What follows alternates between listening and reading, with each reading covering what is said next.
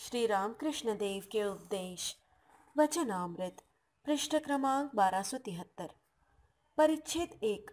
भक्तों के संग में श्री रामकृष्ण। एक पत्र श्री अश्विनी दत्त द्वारा श्री मां को लिखित। प्रिय प्राणों के भाई श्री मां, तुम्हारा भेजा हुआ श्री रामकृष्ण वचनामृत चतुर्थ खंड शरद पूर्णिमा के दिन मिला। आज द्वितीया को मैंने उसे पढ़कर समाप्त किया। तुम धन्य हो, इतना अमृत तुमने देश भर में सींचा। खैर, बहुत दिन हुए। तुमने यह जानना चाहा था कि श्री रामकृष्ण के साथ मेरी क्या बातचीत हुई थी, इसलिए तुम्हें उस संबंध में कुछ लिखने की चेष्टा कर रहा हूँ। मुझे कुछ श्री मां की तरह भाग्य तो मिला नहीं कि उन श्री चरणों के दर्शन का दिन, तारीख, मुहूर्त और उनके श्रीमुख से निकली हुई सब बातें बिल्कुल ठीक ठीक लिख रखता। जहाँ तक मुझे याद है लिख रहा हूँ। संभव है एक दिन की बात दूसरे दिन की कहकर लिख डालूं, और बहुत सी बातें तो भूल ही गया हूँ। शायद सन 1881 की पूजा की छुट्टियों के समय पहले पहल मुझे उनके दर्शन हुए थे। उस दिन केशव बाबू के आने की बात थी।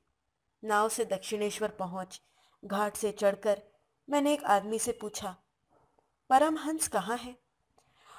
उस मनुष्य ने उत्तर की ओर के बरामदे में तकिए के सहारे बैठे हुए एक व्यक्ति की ओर इशारा करके बतलाया, ये ही परमहंस है। परंतु मैंने देखा, दोनों पैर ऊपर उठाए और उन्हें अपने हाथों से घेर कर बांधे हुए अधचित्त होकर वे तकिए का सहारा लिए बैठे हैं। मेरे मन में आया, इन्हें कभी बाबुओं की तरह तकिए के सहारे बैठने या लेटने की आदत नहीं है। संभव है यही परमहंस हो। तकिए के बिल्कुल पास ही उनके दाहिनी ओर एक बाबू बैठे थे। मैंने सुना वे राजेंद्र मित्र हैं। बंगाल सरकार के सहायक सेक्रेटरी रह चुके हैं। उनके दाहिनी ओर कुछ और सज्जन बैठे हुए थे।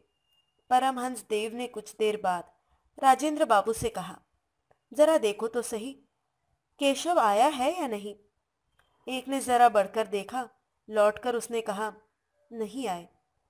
थोड़ी देर में कुछ शब्द हुआ, तब उन्होंने फिर कहा, देखो, जरा फिर तो देखो। इस बार भी एक ने देखकर कहा, नहीं आए। साथ ही परमहंस देव ने हंसते हुए कहा, पत्तों के झड़ने का शब्द हो रहा था। राधा सोचती थी मेरे प्राणनाथ तो नहीं आ रहे हैं। क्यों जी, क्या केशव की सदा ही यही रीति है? आते ही आते रुक जाता है। कुछ देर बाद संध्या हो रही थी कि दल बल समेत केशव आ गए। आते ही जब केशव ने भूमिष्ठ होकर उन्हें प्रणाम किया, तब उन्होंने भी ठीक वैसे ही भूमिष्ठ होकर प्रणाम किया और कुछ देर बाद सिर उठाया। उस समय वे समाधि मग्न थे। कह रहे थे, कलकत्ते भर के आदमी इकट्ठे कर लाए हैं, इसलिए कि मैं व्याख्यान दूंगा। व्याख्यान आख्यान मैं कुछ न दे सकूंगा। देना हो तो तुम दो, यह सब मुझसे न होगा। उसी अवस्था में दिव्य भाव से जरा मुस्कुराकर कह रहे हैं, मैं बस भोजन पान करूंगा और पड़ा रहूंगा। मैं भोजन करूंगा और सोऊंगा, बस। यह सब मैं न कर सकूंगा। करना हो तो तुम करो, मुझसे यह सब न होगा। केशव बाबू देख रहे हैं और श्री रामकृष्ण भाव से भरपूर हो रहे हैं। एक एक बार भावावेश में आह आह कह रहे हैं। श्री रामकृष्ण की उस अवस्था को देखकर मैं सोच रहा था, यहाँ ढोंग तो नहीं है। ऐसा तो मैंने और कभी देखा ही नहीं, और मैं जैसा विश्वासी हूँ यह तो तुम जानते ही हो। समाधि भंग के पश्चात केशव बाबू से उन्होंने कहा, केशव, एक दिन मैं तुम्हारे यहाँ गया था। मैंने सुना तुम कह रहे हो, भक्ति की नदी में गोता लगाकर हम लोग सच्चिदानंद सागर में जाकर गिरेंगे। तब मैंने ऊपर देखा, जहाँ केशव बाबू और ब्राह्म समाज की स्त्रियां बैठी थी, और सोचा, तो फिर इनकी क्या दशा होगी? तुम लोग गृहस्थ हो, एकदम किस तरह सच्चिदानंद सागर में जाकर गिरोगे? तुम लोग तो उस नेवले की तरह हो जिसकी दुम में कंकड़ बांध दिया गया हो। कुछ हुआ नहीं कि झट वहां ताक पर जा बैठता है, परंतु वहां रहे किस तरह? कंकड़ नीचे की ओर जो खींचता है और उसे कूदकर नीचे आना पड़ता है। तुम लोग इसी तरह कुछ काल के लिए जब ध्यान कर सकते हो, परंतु दारा और सतरूपी कंकड़ जो पीछे लटका हुआ नीचे की ओर खींच रहा है, वह नीचे उतार कर ही छोड़ता है। तुम लोगों को तो चाहिए भक्ति की नदी में एक बार डुबकी लगाकर निकलो, फिर डुबकी लगाओ और फिर निकलो। इस तरह करते रहो। एकदम तुम लोग कैसे डूब सकते हो? केशव बाबू ने कहा, क्या गृहस्थों के लिए यह बात असंभव है? महर्षि देवेंद्रनाथ ठाकुर। परमहंस देव ने 2-3 बार देवेंद्रनाथ ठाकुर देवेंद्र देवेंद्र कहकर उन्हें लक्ष्य करके कई बार प्रणाम किया। फिर कहा, सुनो, एक के यहाँ देवी पूजा के समय उत्सव मनाया जाता था। सूर्योदय के समय भी बलि चढ़ती थी और अस्त के समय भी। कई साल बाद फिर वहाँ धूम न रह गई। एक दूसरे ने पूछा, क्यों महाशय, आजकल आपके यहाँ वैसी बलि क्यों नहीं चढ़ाई जाती? उसने कहा, अजी, अब तो दांत ही गिर गए। देवेंद्र भी अब ध्यान धारणा करता है, करेगा ही, परंतु बड़ी शान का आदमी है, खूब मनुष्यता है उसमें। देखो, जितने दिन माया रहती है उतने दिन आदमी कच्चे नारियल की तरह रहता है। नारियल जब तक कच्चा रहता है तब तक यदि उसका गूदा निकालना चाहो तो गूदे के साथ खोपड़े का कुछ अंश छीलकर जरूर निकल आएगा, और जब माया निकल जाती है तब वह सूख जाता है। नारियल का गोला खोपड़े से छूट जाता है, तब वह भीतर खड़खड़ाता रहता है। आत्मा अलग और शरीर अलग हो जाता है। फिर शरीर के साथ उसका कोई संबंध नहीं रह जाता। यह जो मैं है, यह बड़ी बड़ी कठिनाइयाँ लाकर खड़ी कर देता है। क्या यह मैं दूर होगा ही नहीं? देखा कि उस टूटे हुए मकान पर पीपल का पेड़ पनप रहा है, उसे काट दो। फिर दूसरे दिन देखो, उसमें कोपल निकल रही हैं। यह मैं भी इसी तरह का है। प्याज का कटोरा 7 बार धो, परंतु उसकी बू जाती ही नहीं। न जाने क्या कहते हुए उन्होंने केशव बाबू से कहा, क्यों केशव, तुम्हारे कलकत्ते में सुना बाबू लोग कहते हैं ईश्वर नहीं है, क्या यह सच है? बाबू साहब जीने पर चढ़ रहे हैं। एक सीढ़ी पर पैर रखा नहीं कि इधर क्या हुआ कहकर गिरे अचेत। फिर पड़ी डॉक्टर की पुकार। जब तक डॉक्टर आवे आवे तब तक बंदे कूच कर गए, और यही लोग कहते हैं कि ईश्वर नहीं है। घंटे 1.5 घंटे बाद कीर्तन शुरू हुआ। उस समय मैंने जो कुछ देखा वह शायद जन्म जन्मांतर में भी न भूलूंगा। सबके सब नाचने लगे। केशव को भी मैंने नाचते हुए देखा। बीच में थे श्री रामकृष्ण और बाकी सब लोग उन्हें घेर कर नाच रहे थे। नाचते ही नाचते बिल्कुल स्थिर हो गए, समाधि मग्न। बड़ी देर तक उनकी यह अवस्था रही। इस तरह देखते और सुनते हुए मैं समझा ये यथार्थ ही परमहंस है। एक दिन और, शायद 1883 में, श्री रामपुर के कुछ युवकों को मैं साथ लेकर गया था। उस दिन उन युवकों को देखकर परमहंस देव ने कहा था, ये लोग क्यों आए हैं? मैंने कहा, आपको देखने के लिए। श्री रामकृष्ण, मुझे ये क्या देखेंगे? ये सब लोग बिल्डिंग अर्थात इमारत क्यों नहीं देखते जाकर? मैं, ये लोग यहाँ सब देखने नहीं आए, ये आपको देखने के लिए आए हैं। श्री रामकृष्ण, तो शायद ये चकमक पत्थर है, आग भीतर है। 1000 साल तक चाहे उसे पानी में डाल रखो, परंतु घिसने के साथ ही उससे आग निकलेगी।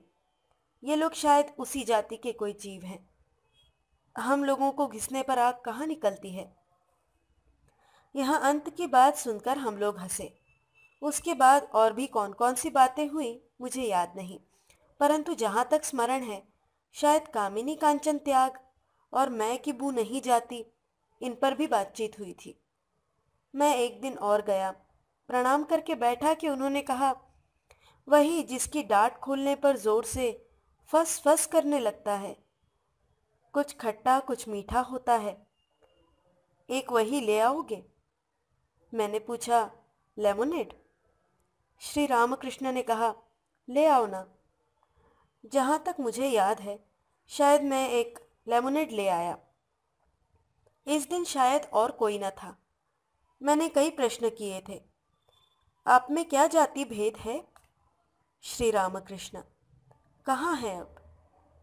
केशव सेन के यहाँ की तरकारी खाई। अच्छा, एक दिन की बात कहता हूँ। एक आदमी बर्फ ले आया। उसकी दाढ़ी खूब लंबी थी। पहले तो खाने की इच्छा न जाने क्यों नहीं हुई। फिर कुछ देर बाद एक दूसरा आदमी उसी के पास से बर्फ ले आया तो मैं दांतों से चबाकर सब बर्फ खा गया। यहाँ समझो कि जाति भेद आप ही छूट जाता है। जैसे नारियल और ताड़ के पेड़ जब बड़े होते हैं तब उनके बड़े बड़े डंठलदार पत्ते पेड़ से आप ही टूटकर गिर जाते हैं, इसी तरह जाति भेद आप ही छूट जाता है। झटका मारकर न छुड़ाना, उन सालों की तरह। मैंने पूछा, केशव बाबू कैसे आदमी हैं? श्री रामकृष्ण, अजीब, वहाँ दैवी आदमी है। मैं, और त्रैलोक्य बाबू? श्री रामकृष्ण, अच्छा आदमी है, बहुत सुंदर गाता है। मैं, और शिवनाथ बाबू? श्री रामकृष्ण, आदमी अच्छा है परंतु तर्क जो करता है। मैं, हिंदू और ब्राह्मण में अंतर क्या है?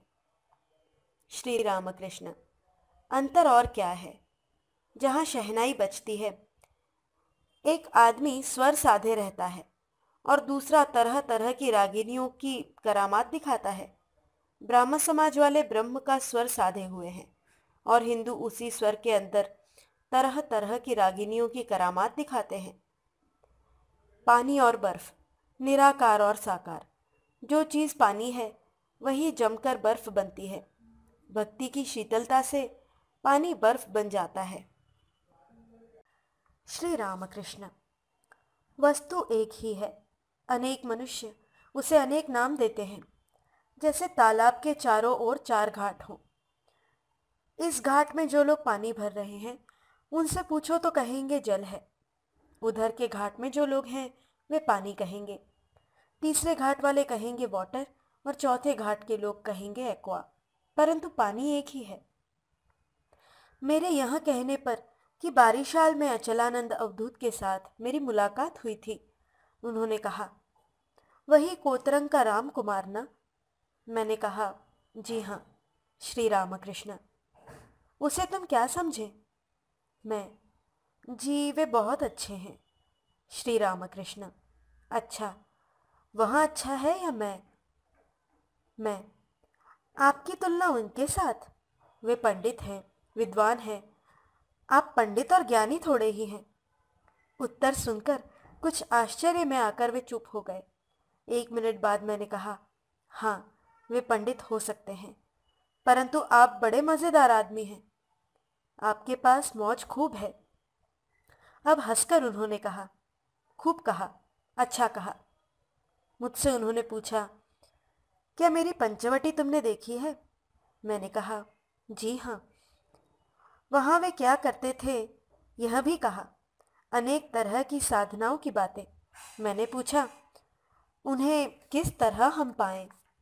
श्री रामकृष्ण, अजी, चुंबक जिस तरह लोहे को खींचता है उसी तरह वे हम लोगों को खींच ही रहे हैं। लोहे में कीच लगा रहने से चुंबक से वहाँ चिपक नहीं सकता। रोते रोते जब कीच धुल जाता है तब लोहा आप ही चुंबक के साथ जुड़ जाता है। मैं श्री रामकृष्ण की उक्तियों को सुनकर लिख रहा था। उन्होंने कहा, हाँ देखो, भंग भंग रट लगाने से कुछ न होगा। भंग ले आओ, उसे घोटो और पियो। इसके बाद उन्होंने मुझसे कहा, तुम्हें तो संसार में रहना है, अतएव ऐसा करो कि नशे का गुलाबी रंग रहा करे। कामकाज भी करते रहो और इधर जरा सुखी भी रहो। तुम लोग सुखदेव की तरह तो कुछ हो नहीं सकोगे कि नशा पीते ही पीते अंत में अपने तन की खबर भी न रहे, जहाँ तहाँ बेहोश पड़े रहो। संसार में रहोगे तो एक आम मुख्तार नामा लिख दो, उनकी जो इच्छा करें। तुम बस बड़े आदमियों के घर की नौकरानी की तरह रहो। बाबू के लड़के बच्चों को वहाँ आदर तो खूब करती है, नहलाती धुलाती खिलाती पिलाती है, मानो वह उसी का लड़का हो, परंतु मन ही मन खूब समझती है कि यह मेरा नहीं है। वहां से उसकी नौकरी छूटी नहीं कि बस फिर कोई संबंध नहीं। जैसे कटहल काटते समय हाथ में तेल लगा लिया जाता है, उसी तरह भक्ति रूपी तेल लगा लेने से संसार में फिर न फंसोगे, लिप्त न होोगे। अब तक जमीन पर बैठे हुए बातें हो रही थी। अब उन्होंने खाट पर चढ़कर लेटे लेटे मुझसे कहा, पंखा झलो। मैं पंखा झलने लगा। वे चुपचाप लेटे रहे। कुछ देर बाद कहा, अजी बड़ी गर्मी है, पंखा जरा पानी में भिगा लो। मैंने कहा, इधर शौक भी देखता हूँ कम नहीं है। हंसकर उन्होंने कहा, क्यों शौक नहीं रहेगा, शौक रहेगा क्यों नहीं।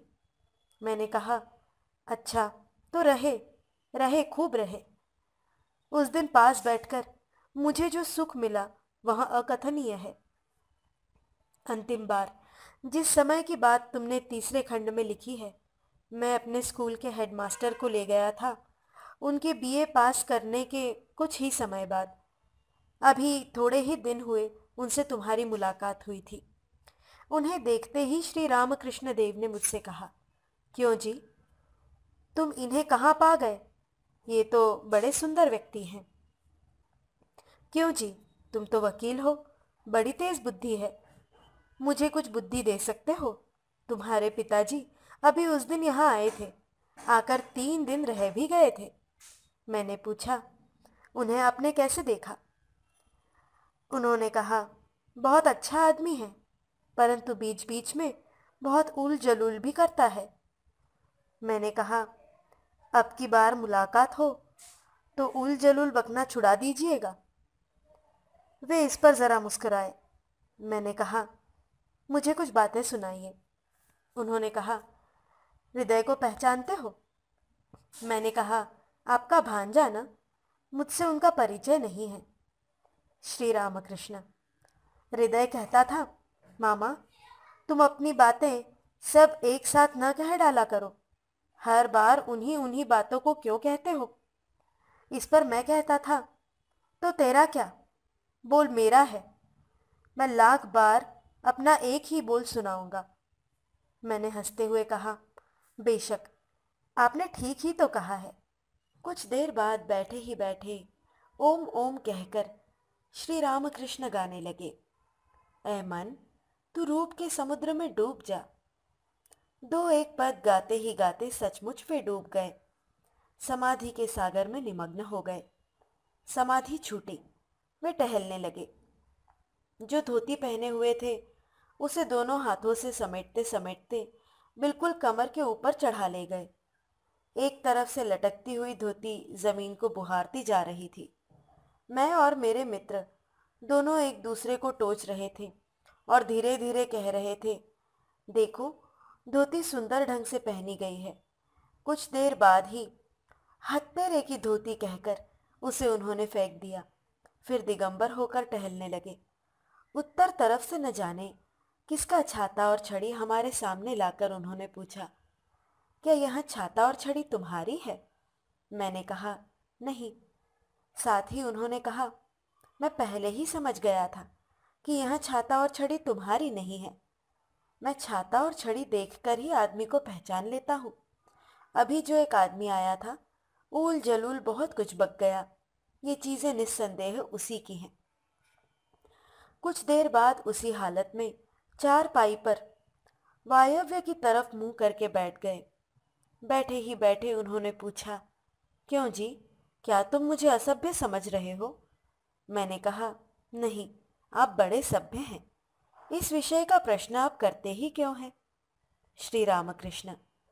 अजी, शिवनाथ आदि मुझे असभ्य समझते हैं, उनके आने पर धोती किसी न किसी तरह लपेटकर बैठना ही पड़ता है।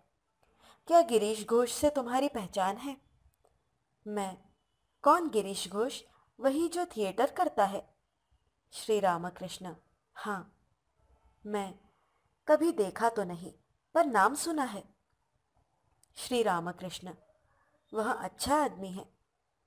मैं, सुना है वहाँ शराब भी पीता है। श्री रामकृष्ण। पिए, पिए ना, कितने दिन पिएगा। फिर उन्होंने कहा, क्या तुम नरेंद्र को पहचानते हो? मैं, जी नहीं। श्री रामकृष्ण, मेरी बड़ी इच्छा है कि उसके साथ तुम्हारी जान पहचान हो जाए। वह बीए पास कर चुका है, विवाह नहीं किया। मैं, जी, तो उनसे परिचय अवश्य करूंगा। श्री रामकृष्ण, आज रामदत्त के यहाँ कीर्तन होगा, वहां मुलाकात हो जाएगी। शाम को वहां जाना। मैं, जी हाँ, जाऊंगा। श्री रामकृष्ण, हाँ, जाना, जरूर जाना। मैं, आपका आदेश मिला और मैं न जाऊं? अवश्य जाऊंगा। फिर वे कमरे की तस्वीरें दिखाते रहे। पूछा, क्या बुद्धदेव की तस्वीर बाजार में मिलती है? मैं, सुना है कि मिलती है। श्री रामकृष्ण, एक तस्वीर मेरे लिए ले आना। मैं, जी हाँ, अब की बार जब आऊंगा साथ लेता आऊंगा। फिर दक्षिणेश्वर में उन श्री चरणों के समीप बैठने का सौभाग्य मुझे कभी नहीं मिला। उस दिन शाम को राम बाबू के यहाँ गया, नरेंद्र को देखा। श्री रामकृष्ण एक कमरे में तकिए के सहारे बैठे हुए थे। उनके दाहिनी ओर नरेंद्र थे, मैं सामने था। उन्होंने नरेंद्र से मेरी बातचीत कराना चाही। नरेंद्र ने कहा, आज मेरे सिर में बड़ा दर्द हो रहा है, बोलने की इच्छा ही नहीं होती। मैं, रहने दीजिए, किसी दूसरे दिन बातचीत होगी। उसके बाद उनसे बातचीत हुई थी अल्मोड़ा में, शायद 1897 की मई या जून के महीने में। श्री रामकृष्ण की इच्छा तो पूरी होने की ही थी, इसीलिए 12 साल बाद वह इच्छा पूरी हुई। आहा, स्वामी विवेकानंद जी के साथ अल्मोड़ा में वे उतने दिन कैसे आनंद में कटे थे। कभी उनके यहाँ, कभी मेरे यहाँ, और कभी निर्जन में पहाड़ की चोटी पर। उसके बाद फिर उनसे मुलाकात नहीं हुई। श्री रामकृष्ण की इच्छा पूर्ति के लिए ही उस बार उनसे मुलाकात हुई थी। श्री रामकृष्ण के साथ भी सिर्फ 4-5 दिन की मुलाकात है, परंतु उतने ही समय में ऐसा हो गया था कि उन्हें देखकर जी में आता था जैसे हम दोनों एक ही दर्जे के पढ़े हुए विद्यार्थी हों। उनके पास हो आने पर जब दिमाग ठिकाने आता था, तब जान पड़ता था कि बाप रे, किसके सामने गए थे। उतने ही दिनों में जो कुछ मैंने देखा है, जो कुछ मुझे मिला है, उसी से जी मधुमय हो रहा है। उस दिव्यामृतवर्षी हास्य को यत्नपूर्वक मैंने हृदय में बंद कर रखा है। अजी, वह आश्रयहीनों का आश्रय है, और उसी हास्य से बिखरे हुए अमृत कणों के द्वारा अमेरिका तक में संजीवनी का संचार हो रहा है। और यही सोचकर ऋष्यामि च मुहुर्मुहुः ऋष्यामि च पुनः पुनः मुझे रह रहकर आनंद हो रहा है। श्री रामकृष्णार्पणमस्तु। हरि ओम तत्सत।